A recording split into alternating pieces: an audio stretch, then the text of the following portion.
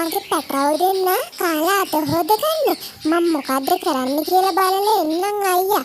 පාඩම් කරනවා කිව්වට මොනවා කරනවද කවුද දන්නේ? හරි. ඉස්කෝලේ වැඩක් නම් කරලා ඉවරයි. බලමු මගේ රචනාව හොඳයිද කියලා. කියවීමෙන් සම්පූර්ණ මිනිසෙකු බිහි කරයි.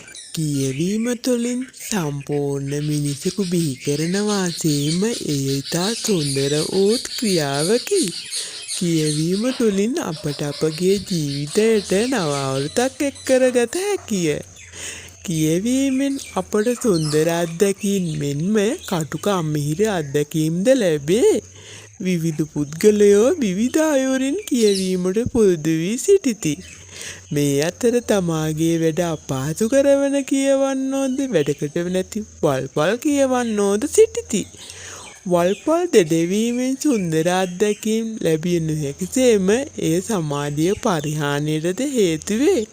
පාසල් සිසුන් වන අපගේ ඉගෙනීමේ කටයුතු සඳහා කියවීම පුරුද්දක් ලෙස ඇති කරගෙන සිටිමු.